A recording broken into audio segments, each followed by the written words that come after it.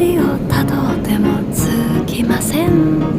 森の小さなレストラン、空っぽのポケットをまっさぐって忘れた人からたどり着く。予約は一つもありません。森の小さなレストラン、空席だらけのランチ時、小鳥がパタパタ笑ってる。